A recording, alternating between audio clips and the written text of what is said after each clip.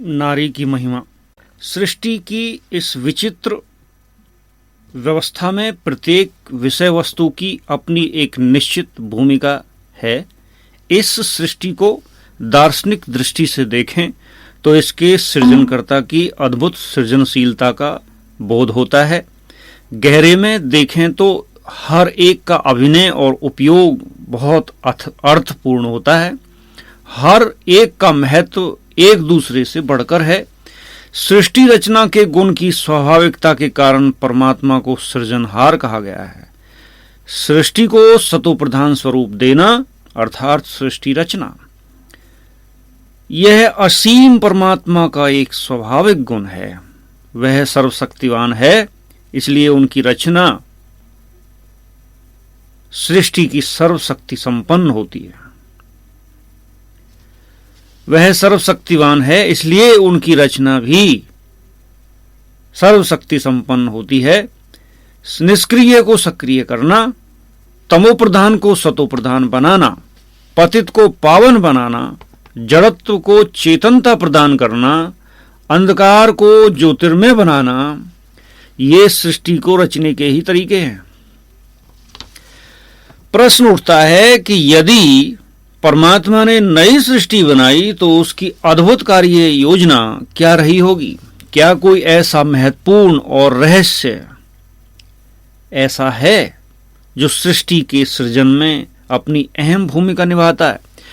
सृष्टि के सृजन की कार्य योजना में कौन सी ऐसी बात है जो जन सामान्य को अभी तक स्पष्ट नहीं है? सृष्टि के नवसृजन में कौन सा एक अद्भुत तथ्य है जिसको समझना बहुत महत्वपूर्ण है? तात्विक दृष्टि से देखने का प्रयास करें। हमारे ही धर्म ग्रंथों में कहीं ना कहीं नई सृष्टि के सृजन की रहस्यात्मक व्याख्या की गई है। व्याख्या है, फिर भी रहस्य इतना स्पष्ट नहीं होता। अध्यात्म की गहराइयां इसे स्पष्ट कर सकती हैं। अध्यात्म की पहुंच न केवल मनुष्य के मन की गहराइयों तक हैं, अपितु मन के भी उस पार जो आध्यात्मिक कण आत्मा है, उसके भी रहस्य उजागर करता है। यत्र नार्यस्तु पूजन्ते रमन्ते तत्र देवता, जहां नारी की पूजा होती है वहां देवताओं का निवास होता है। इस श्लोक के कई मनोवैज्ञानिक और आध्यात्मिक अर्थ हो सकते हैं। मनोविज्ञान कहता है कि जब हम किसी के गुणों और कार्य क्षमताओं का हृदय से सम्मान करते हैं, उनकी विशेषताओं का उचित समय पर उद्घोष कर उचित प्रशंसा से उनको प्रोत्साहित करते हैं, तो उनकी आंतरिक क्षमताओं में बहुत अधिक वृद्धि हो जाती है। जैसे ही हम किसी मनुष्य को उसके सुसुप्त स्वमान की स्मृति दिलाते हैं, वैसे ही सूक्ष्म आंतरिक परिवर्तन घटित होने लगता है। एक स्थिति ऐसी आती है कि वही स्वमान आत्मा को संपन्नता और संपूर्णता की मंजिल तक ले जाता है। नारी की पूजा होती है, इसका मनोवैज्ञानिक अर्थ है कि नारी को उसका स्वमान याद दिलाना और उसे सम्माननीय मानना। पूजा करने का अर्थ है आंतरिक योग्यताओं के प्रति श्रद्धा भाव रखना। नारी की आंतरिक योग्यताओं को पहचान कर उन्हें प्रकट होने का अवसर देना। नारी को सम्मान की दृष्टि से देखने का भावार्थ यह भी है कि उसे आध्यात्मिक दृष्टिकोण से इतना शिक्षित और प्रशिक्षित करना कि वह स्वतंत्र और स्वाभाविक रूप से सृजनशील बनने की योग्यता प्राप्त करने के लिए पुरुषार्थ की दिशा धारा को तीव्र गति दे सके।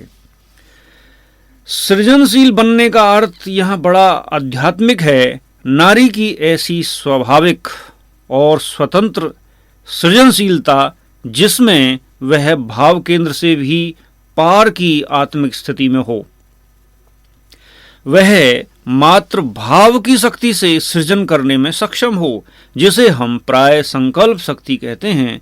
वह वस्तुतः विचार से परे भाव केंद्र की सक्रियता की शक्ति की बात है। नारी की पूजा होती है इसका अर्थ है कि उसके स्वमान की स्थिति को इतना ऊंचा उठाना जिससे वह निज अस्तित्व को विस्तार दे सके, वह आत्मा के उच्चतम स्वरूप की प्रति छवि का सृजन कर सके, उसकी आंतरिक शक्तियों का सबको अनुभव हो। रमन्ते तत्र देवता के विशेषताएं दो अर्थ होते हैं।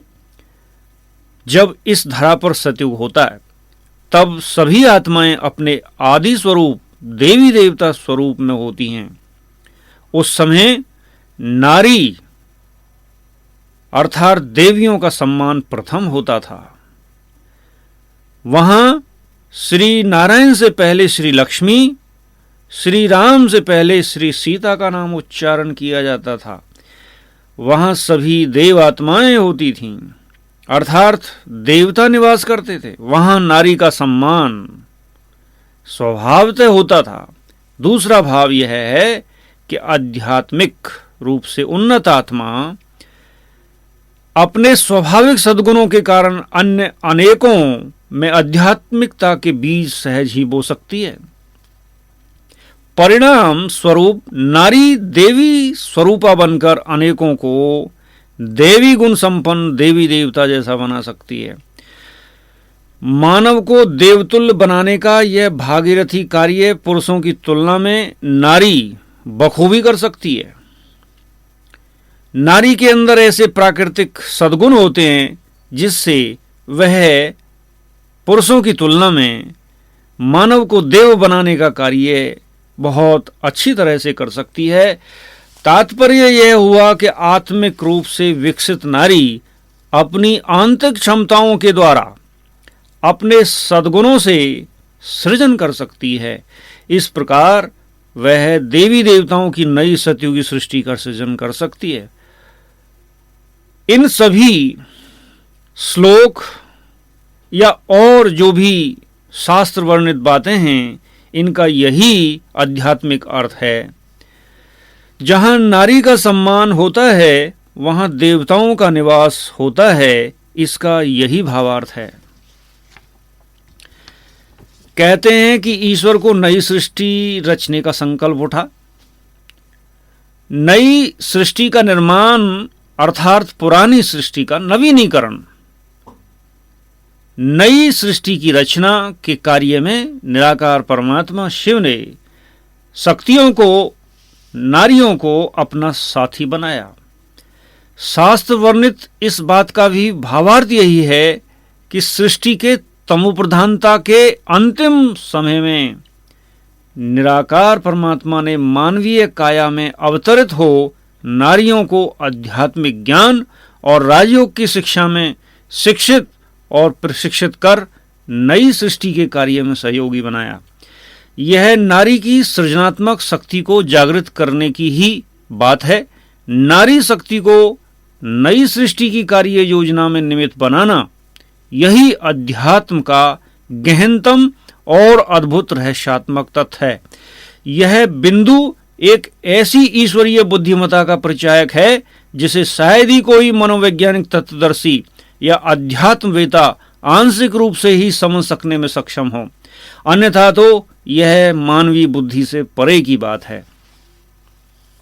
नारी शक्ति महान, यह उद्घोष केवल परमात्मा मानवीय शरीर में अवतरित होकर कलिकाल के अंत में करते हैं। आज नारी ने अपनी सुषुप्त शक्तियों को जगाकर यह प्रत्यक्ष दिखा दिया है कि नारी में अदम्य शक्तियां विद्यमान हैं।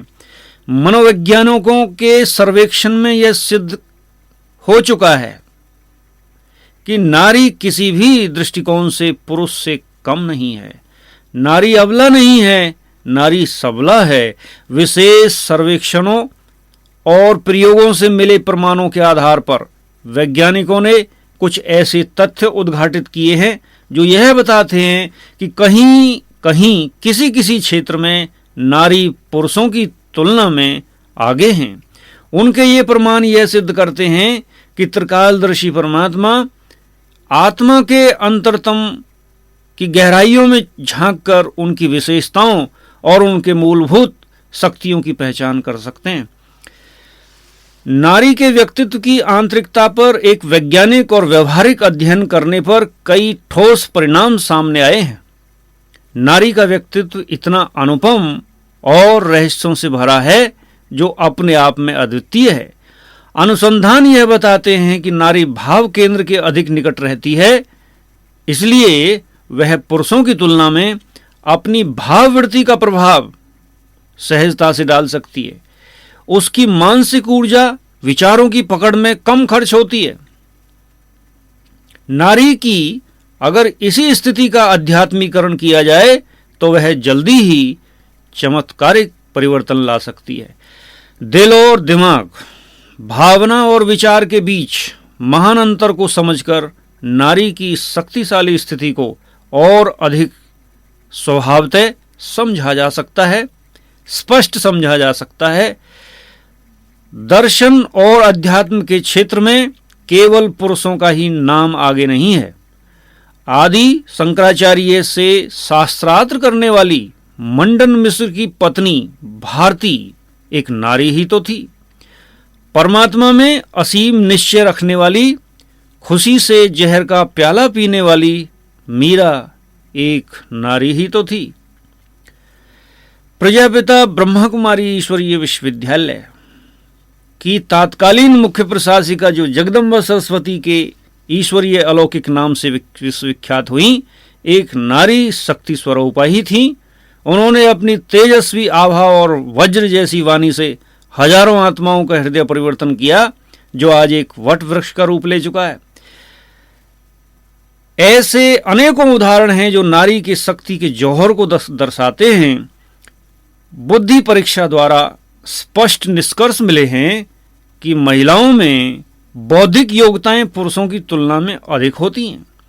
उनमें सहनशीलता और कार्य क्षमता अधिक होती है।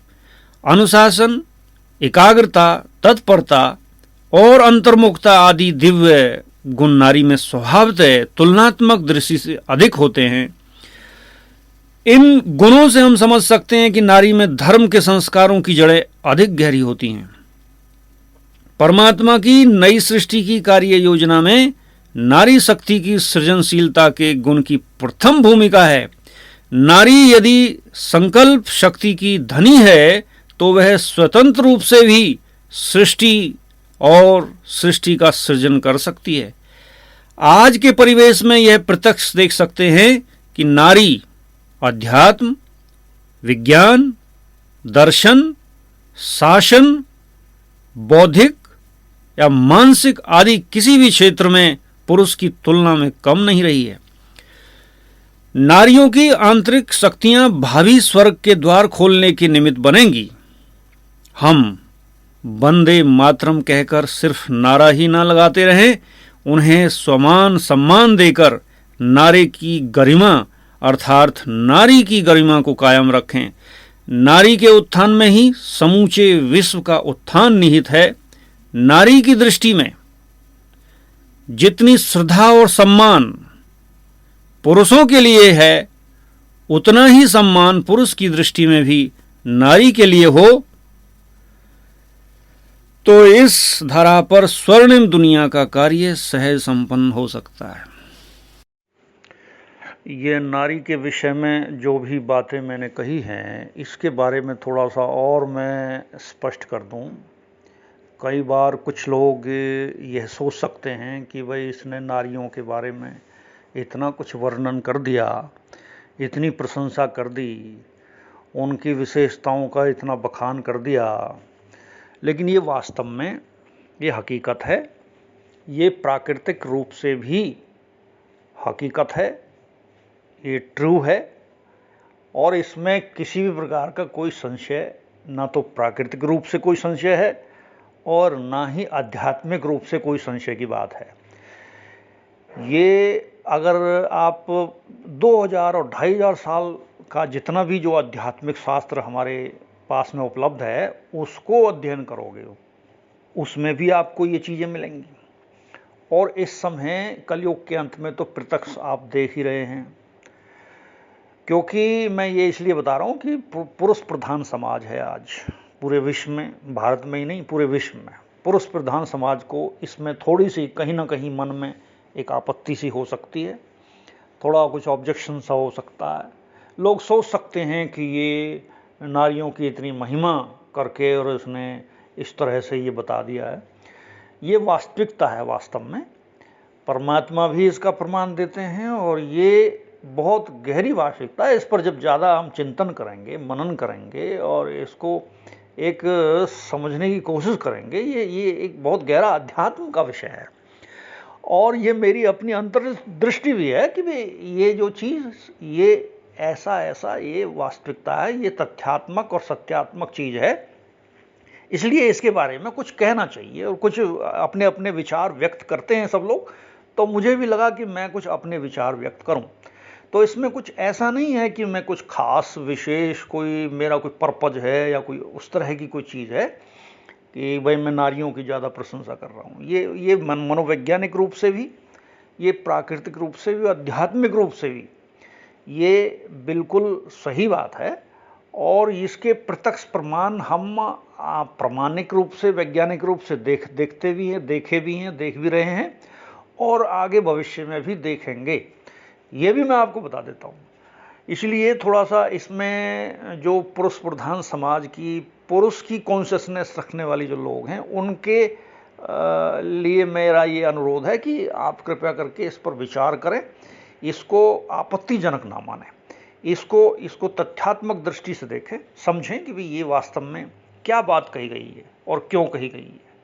क्योंकि ज़्यादातर तो 2000-2500 साल का जो हमारा जो इतिहास है, उसमें हमने नारियों को बहुत दबाया है, बहुत सताया है, उनको अबला कहा है, वगैरह वगैरह। नारियों के प्रति हमने बहुत कुछ अत्याचार जो है किए हैं।